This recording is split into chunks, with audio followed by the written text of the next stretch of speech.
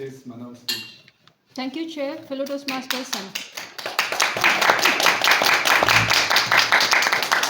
and dear guest. Today, Mano is giving his third project, second speech, evaluation and feedback. Fourth project, second speech.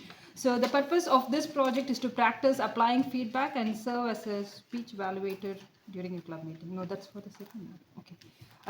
It's actually for the member to practice applying feedback from the first speech to enhance the second speech. So the feedback that Mano got from his first speech is to emphasize the message from the story. On top of that, Mano also has requested to focus on his delivery, stage presence, and anything that could add value to his international speech contest journey that lies ahead of him. And the person who has taught me or mentored me on the sandwich technique has asked me not to use sandwich today. So you can expect a very brutal feedback from me today. Let's welcome Mano, Orbits and Comforts.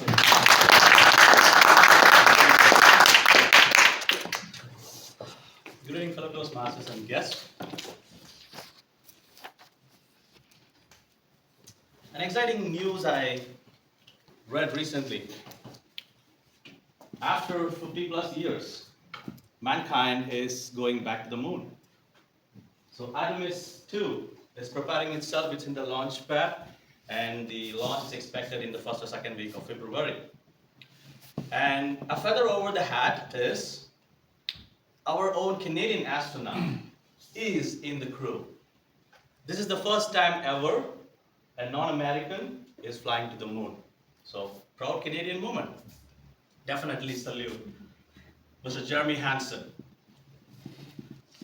Thank you, Tammy.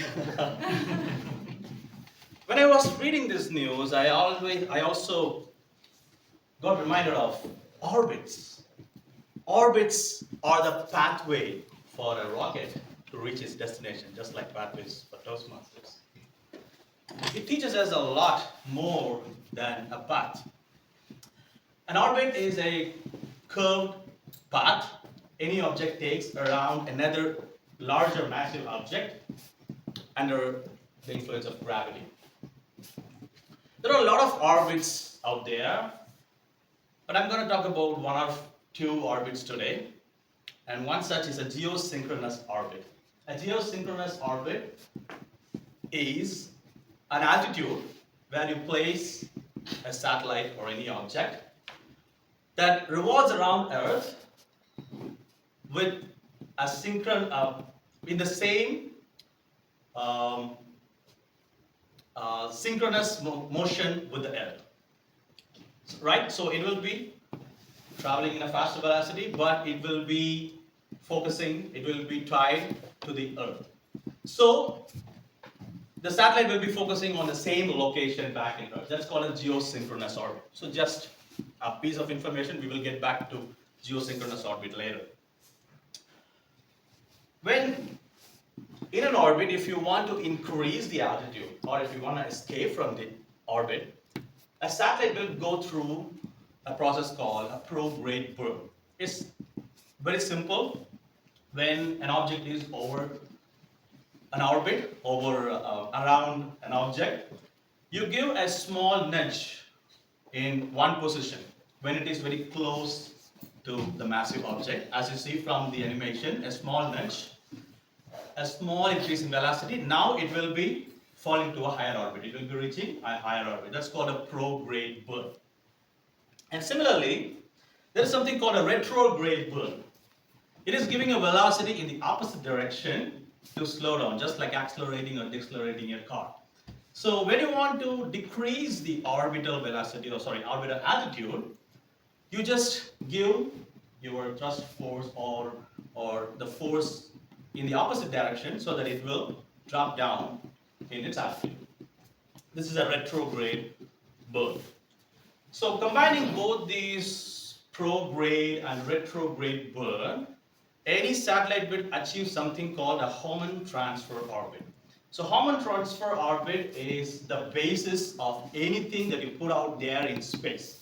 You launch something to the moon, to the Mars, or put any satellite out in the space, it will go through an orbital increment, and once you give your prograde, retrograde burns, it will escape from one velocity to the other velocity, and that's how you achieve the Hohmann transfer orbit. So, few orbits we have talked about today.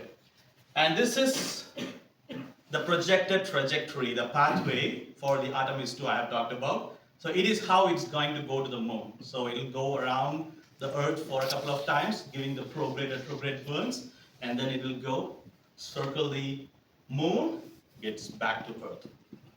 Right, these are all facts. When I thought about it, it's not very different from our life. The orbits. You go there. Our life revolves around our comfort zone, isn't it? How many of you are in your comfort zone today or this year? Or have experienced being in the comfort zone? I don't want to do something new. Let me relax. This is our life. We always revolve around our comfort zone. Now, whatever I have talked a while ago, let's apply to life. The geosynchronous orbit, what you have seen, is the comfortable life we are leading right now. I don't want to go anywhere, just focused on one thing, and I just revolve around that all my life. And if I have to take some new challenges, that's where I give the pro-grade bird.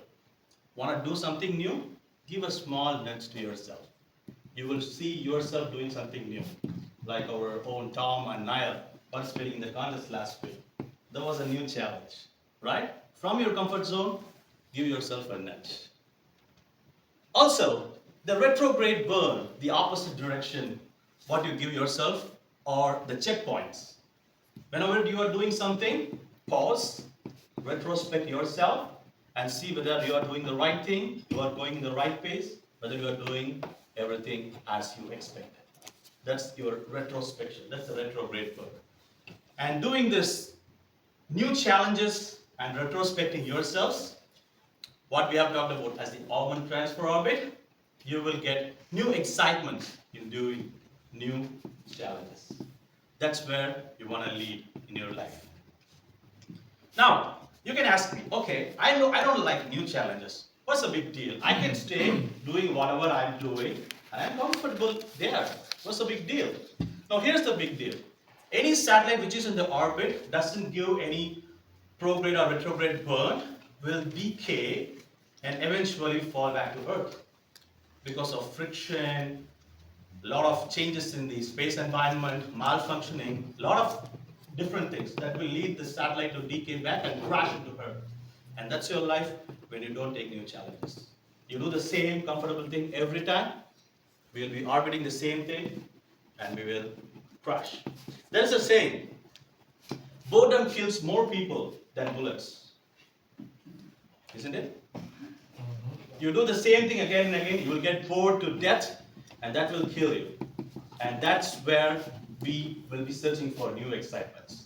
So, even from an atom to a satellite, when the electron in an atom jumps to another orbit, it means it is in the excited state. That's what we call. So from an atom to a satellite to your life, anything that you do again and again will be boring. Take new challenges and get excited.